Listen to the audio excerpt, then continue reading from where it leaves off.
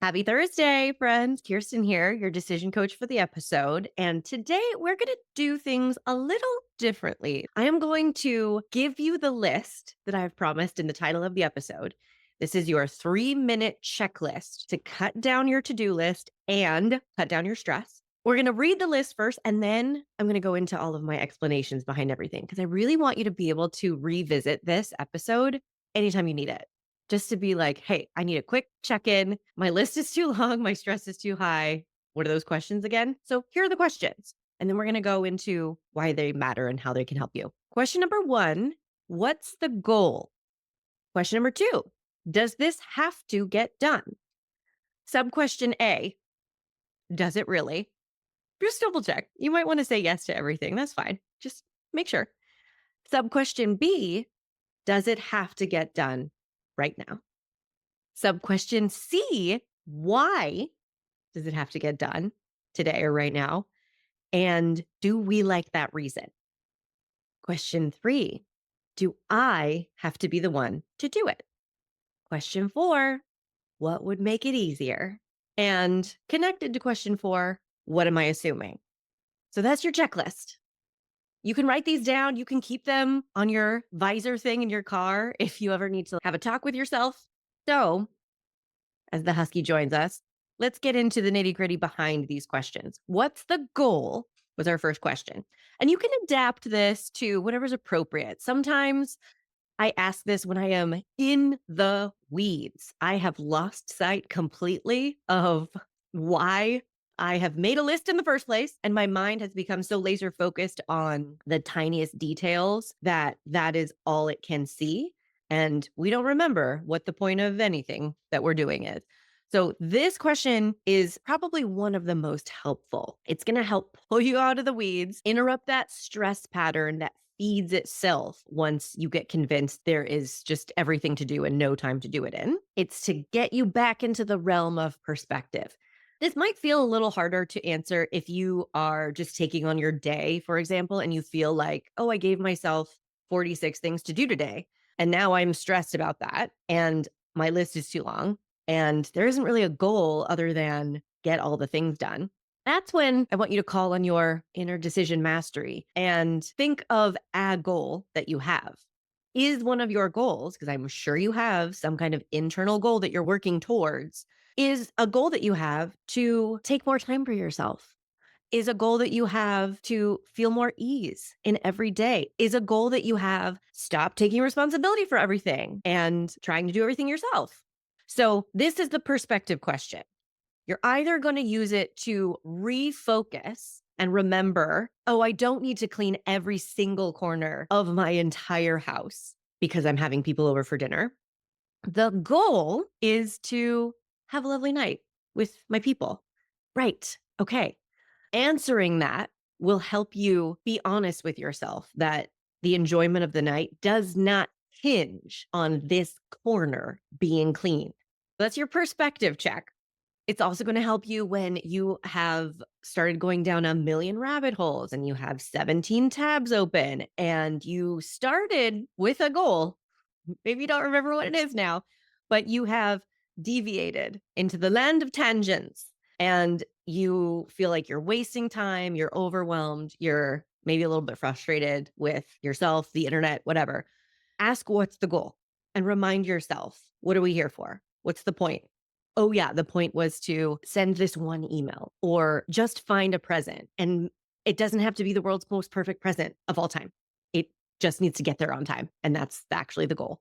You get to be in charge. Like I've said many times, the goal is not no perfection. The goal is feeling like you are in charge of what needs to be perfect and what doesn't. And the goal isn't most productive day of all time, always. The goal is feeling in charge of your time. You get to spend it however you want, as long as you feel good about it. So this sometimes is the most helpful question, and you don't even need to go through the rest of the checklist because once you redirect your focus and you give yourself permission to set down a lot of things and stop caring about a lot of things and stop worrying about a lot of things, and you give yourself permission to focus fully on one specific thing, the goal, or whatever will make the most difference to the goal, you can save yourself a lot of time and a lot of stress and eliminate a lot of to-dos. Okay, next question. Does this have to get done? This is one of my favorite questions to ask clients who are overwhelmed and feeling some time scarcity and feeling some pre guilt for what they know will not get done. Right? Have you ever been in that pre guilt boat where nothing has even happened yet and you're the one making all this up, but you're like, I've already let myself down? Oh boy. Okay, so we have to ask, does this have to get done? The sub question is, does it really? Because if you wrote it down and you planned on it, part of you thinks it does have to get done. So we just want to push back on that a little. We're just seeing if there's any part of you that can find an argument for no, it doesn't have to get done. The sub question B is, does it have to get done right now or today? Maybe you're not willing to give up this thing completely because there's a pile in your garage and no, it can't stay there forever. That's your decision. Okay, great. I'm with you. Does it have to get done today? And some question C is why? And do we like that reason? The reason there's so many kind of are you sure? Are you sure? Are you sure vibes to this set of questions is because once we put something on the list, we don't tend to question it. From then on, it's like we have given ourselves orders and our job is just to carry out those orders. And we don't question, why are we doing this? Do we have to? Does it have to get done now? Do we like our reasons? If it's made it onto the list and you're stressing out, I want you to double check, does this even have to get done? And you're going to have to challenge yourself to be honest. I always invite people to mentally time travel when they're dealing with overwhelm and changing their relationship with to do lists and their schedules. I want you to mentally time travel to the end of the day. This day, you know, you're not going to do all 46 things on your list. If we can access that image of reality where you don't get it all done and you can make a little bit of peace with that, you can see that's how it's going to play out. That's how the story's going to end of today. It can help you be a little more willing to take things off your list in advance, as opposed to perpetuating this cycle of giving yourself too much to do, squeezing in as much as you can, always feeling like you've let yourself down and not done enough, and then waking up tomorrow already feeling behind. We know that pattern. We hate that pattern. We do not live in that pattern anymore. This is not the way we want to spend the rest of our lives. I know you. So if this is the question you need to bold on your checklist, does it have to be done right now? Bold it and check your reasons. The minions in your mind are tricky, my friend, and it comes from a good place. They want you to get everything done, but that's because those minions are assuming that you can't have happiness and success and safety without getting everything done. But they don't really care about you getting everything done. They just care about you being happy and safe and successful, right? Friendly little minions, but they're crafty because they care deeply about said happiness and success and safety. So they will try to convince you that, yes, it does need to get done today, right now. And the reasons are solid, but I want you to check what are the reasons. I just had this conversation with my own minions. I put it on the list, schedule large trash pickup for this door that we randomly have and this chair that we don't need anymore. And the time is limited between now and the end of the year. I'm traveling. My husband's going to be home for 11 days. He hasn't been here all year. So my time is a little precious, as is all of our time. I kept thinking, oh, yeah, I have to do that. I have to do that. I have to figure that out because I've never done it in our new place here. And then I started planning this podcast and I was like, oh, wait a minute. Why does this have to get done right now? And those minions be crafty. They said, well, it has to get done now because they only do 4 large trash pickups a year. So you should do yours now so that you still have 4 next year. And I was like, ooh, good point, minions. And then I took a breath and I was like, wait a minute. I have 4 next year. I have 4 opportunities for this next year. That's actually not a good reason to squeeze this in if I don't feel like I have time for it and it's not going to make any difference to my life right now. So I'm being honest. I'm telling you, I'm in this same boat where things appear on the list and I don't question them until I question them. Okay, question 3, another great one. Do I have to be the one to do it? Really challenge yourself here. I agree with you. The way you're going to do it is better than the way anyone else will do it, right? Maybe not, though. Have you ever given something away and realized, oh, I actually felt way better not doing that? And then it turned out fine or it turned out great. Oh, one of my clients was so happy when she decided a little painfully to let go of control of this event that she had previously organized and run. And everyone wanted it to happen again because it was such a success. And she was like, I want it to happen again. I don't want to do it again. But Can I not be the one to do it? Is it going to be a massive failure? And girl, she was so ecstatic when she showed up to the event, having not planned it, not having not worked every day on it, having not taken control over everything. And it was great. And she was like, well, look at that. I hadn't actually considered that this was a possibility, that it would just turn out great. So really challenge yourself to answer here. Do I have to be the one to do it? I want you to remember you're coming to this question checklist because you're feeling like you have too much to do and you're overstressed. Tap into that place that's really asking for you to be willing to bargain and give some things up or ask for some help. And think about what you're trading for. You're not just letting things go. You're bargaining, you're trading. You're trading control over this for peace of mind, more ease, more space, less stress. Is that worth it? Okay, and the final question is kind of a two-parter because they go together. What would make it easier? What would make this easier? What would make today easier? Make it your own. And then connected with that question is, what am I assuming? Often the best place to find answers here is to start by looking at what feels hard. What feels frustrating, or I'm having resistance to doing it, or it feels impossible and I can't figure it out, or I just can't make this happen. If it feels hard to do all 46 things today, are you assuming they can't be spread out, that they all have to happen today? If it feels hard to get this element of the process just so, to use this particular software or fit this thing into this particular container, are you assuming we have to use this program or this container? If it feels hard to do it how you've planned to do it, are you assuming there's no other way to do it?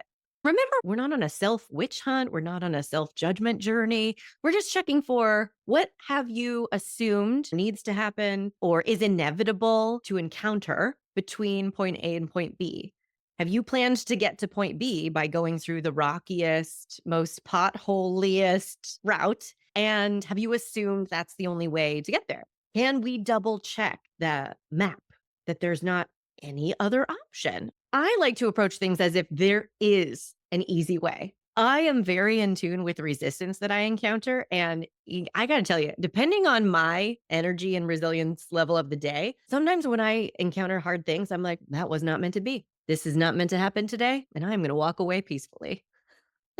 And sometimes when I really want something to happen or need something to happen, but something feels hard, this is the best question because I have to step back and say, okay, why does it feel so hard? I know there is an easy way, or at least an easier way. I know it. So now I just have to step back and find it. It's there for me to find. I just got to find it. So as you can see from, I guess the pillow is the only decoration you can see in the frame right now, but as you can see from my holiday pillow, it is Christmas time. I hope this checklist comes in so handy for the holidays, for anything that you might have in your final days of 2024 here, but also literally anytime. I really want this to be a go-to episode for you to come back to help yourself out, to not live in the perpetual state of too much to do, not enough time to do it, the perpetual state of stress. You deserve better. And this will help you create it. So I hope you have a fabulous time using the checklist, cutting your to dos down, cutting your stress. And I want to remind you there is limited time to take advantage of the bonuses that come along with the quarterly coaching program I'm offering next year. So for 2025, we can still work together privately on a weekly basis and really go after some goals and some habit change and some mindset shifts. And it's so fun. That's not right for everybody. So I have a new way. I'm going to work with some people who want to take a broader scope, and we're going to meet quarterly. So we're going to start the year off with really clear vision and goals and plans. And then we're going to check in every month on those goals via email. And then we're going to meet every quarter. People are already setting up their programs, and it is so fun reading their ideas for 2025. It's like, yes, we are going to make this year great. I'm so excited. And if you set your program up before January 1st, then you get all these amazing bonuses. You get an extra private session to use anytime in Q1, anytime you need a little help, a little boost, a little strategy session, a little course correction, a little help with a decision or a challenge you're facing. You get a free hour-long private session, and you get access to all of the Decision Mastery resources, which includes the Decision Masters course and over a dozen workshops targeted at self-regulation and self-trust and mental clarity. So good. Go to kirstenparker.com/2025 to set your program up. And if you are thinking, yeah, I want to work together and make 2025 great, but I need to talk more often than every 3 months, book your consult, kirstenparker.com/schedule. We'll talk about options to work together on a more frequent basis, and we'll still kick 2025's butt. Win win. I'll see you soon. Have a fabulous week. Bye. Hey, want to find out your decision style? Obviously, go take the decision style quiz. It's in the show notes and at kirstenparker.com/quiz. We all have our style when it comes to making decisions, but do you know how to use your default way of thinking to your advantage? Or do you mainly get stuck in the most annoying parts of overthinking and people pleasing? The decision style quiz has your answers, my friend. Take it right now at kirstenparker.com/quiz.